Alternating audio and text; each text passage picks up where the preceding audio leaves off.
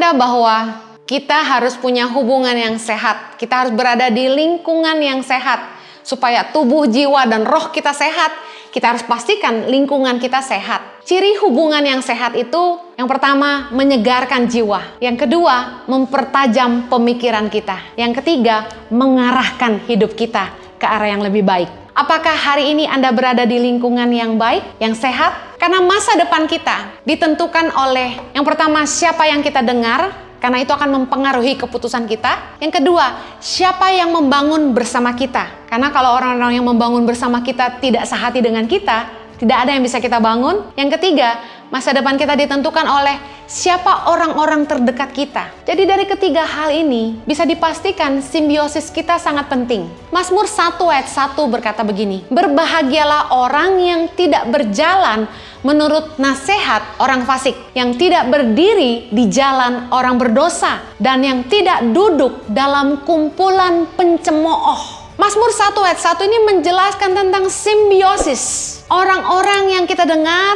orang-orang yang bergaul dengan kita, orang-orang yang suka duduk ngobrol sama kita. Pastikan Anda berada di simbiosis yang sehat. Saya akan bahas hanya 3 simbiosis. Yang pertama, simbiosis mutualisme. Kita tahu bahwa simbiosis ini merupakan hubungan yang saling menguntungkan satu sama lain. Bahkan menurut pelajaran biologi, simbiosis mutualisme merupakan kewajiban karena organisme yang terlibat membutuhkan satu sama lain untuk bertahan hidup. Dalam simbiosis ini ada contohnya kupu-kupu lebah dan bunga. Anda tentu masih ingat. Komunitas yang sehat adalah komunitas yang saling membantu, bukan saling ngomongin, tapi saling nolongin. Galatia 6 ayat yang kedua berkata, "Bertolong-tolonganlah menanggung bebanmu, demikianlah kamu memenuhi hukum Kristus." Apakah Anda hari ini berada di simbiosis yang sehat, di mana satu sama lain saling membantu? Kalau Anda berada di tempat yang sehat,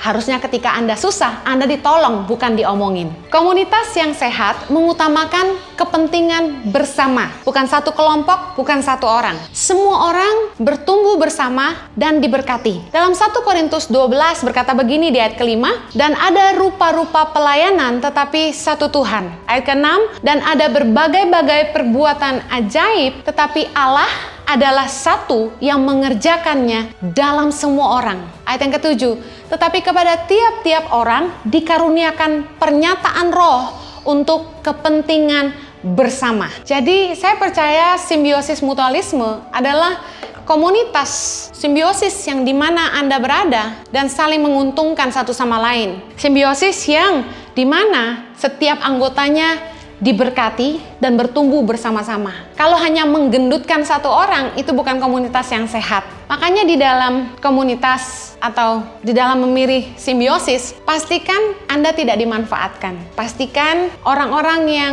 bersama-sama dengan Anda sama-sama punya ketulusan hati, tidak punya kepentingan. Karena kalau orang mulai punya kepentingan, biasanya pasti ada yang dikorbankan.